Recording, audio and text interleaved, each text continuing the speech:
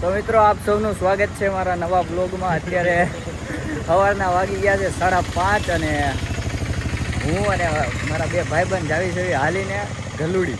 અત્યારે અમે પોઈગા તળાવે, આપણે મોટા વરાજાનું તળાવ છે ત્યાં. આપણા ભાઈબંધ આ એક નીવ, આજાનો હેપી બર્થડે છે અને આ એન ભાઈબંધ. હજી 6:45 થયા હતા તો આ ભાઈને આવી ગયા ફીણ, આમ પગ પકડીને બેસી ગયો. આમ તમે નહીં ગલુડી પોગો, બધું પોગાઈ જાય. ગલુડી પોગાય હું નહીં. ધીરે ધીરે હવે અંજવાળું થતું જાય છે. 6 વાગ્યા. આમ જોવા ટી શર્ટે કેવું લબડે સ્ટીકર.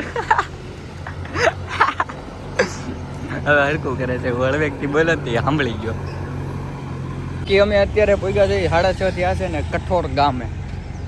હાલતા હાલતા જાવીશું, કેટલી વાર લાગે ખબર નહીં, તો પોગી જાવ હળવું. રસ્તામાં આંબલીનું ઝાડવું દેખાણું ને તે આંબલીની ડાળકી એક તોડી લીધી ખાવા હાટું રસ્તામાં. આમ જો આના હાથમાં છે આંબલી, ઈ ખાય છે. 8 વાગી ગયા છે ને અત્યારે અમે બેઠા છીએ બટેટા પૌવા ખાવા. ખાલી પૌવા ખાવા.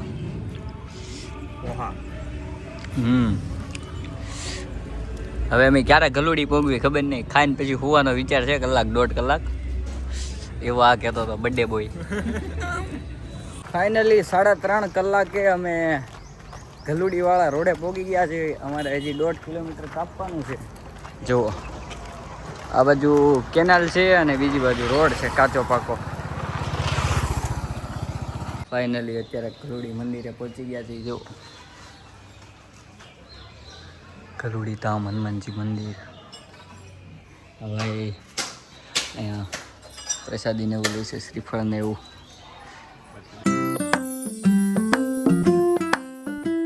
આમ જો મારા પગ, મારા પેન્ટ બે બાજુથી કેવું થયું છે. કોકની વાડીમાં કામ કરીને આવ્યો હોય ને એવું લાગે છે. તો મિત્રો અત્યારે વાગી ગયા છે 10:30 ને હું આવી ગયો છું મોટા મમ્મીના ઘરે. મારી બાજુમાં બેઠો છે. શું નામ છે તારું?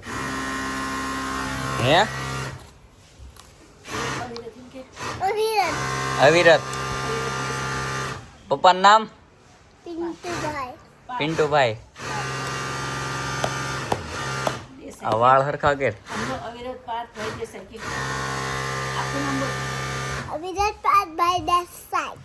ભણવામાં આવતું ને આ બધું? વેકેશન પડ્યું છે એટલે તું ઘરે છો એમ કે ને? અત્યારે બપોરના વાગી ગયા છે 1 અને દુકાને વહી ગયો છે પાવર. જમવા ટાણે પાવર વહી જાય કારક.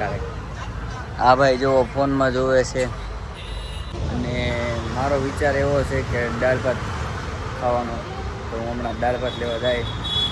રાતે લગભગ ડાયરામાં જવાનું થાય એટલે બધાને પૂછી દઉં કે આવે છે કે નહીં, ફોન કરીને. આ બધા ખાય છે, આપણે ખાઈ લીધું છે. અમારી કોઈની ઘરવાળી વિડીયો જોતી હોય તો કૃપયા કરીને દાળ ભાત મોકલાવજો, તીખા ને ચટપટા. તો મિત્રો રાતના વાગી ગયા છે 8:30. હું દુકાનેથી આવીને પછી સૂઈ ગયો તો.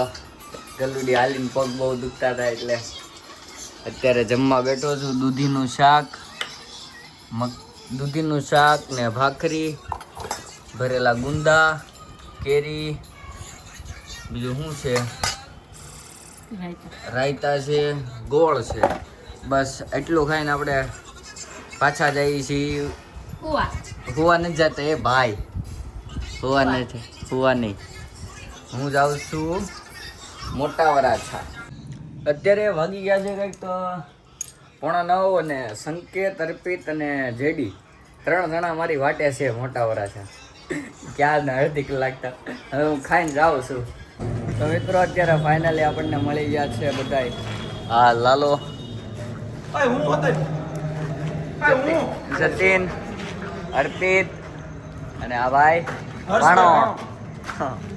આ સંકેતભાઈ ને લાલો છે. આ સંકેતભાઈ નો ભાણો છે. લાલો એટલે બાબલો નહીં સમજતા તમે, ભાણો છે. હા એનો બાબલો છે સંકેતભાઈ નો.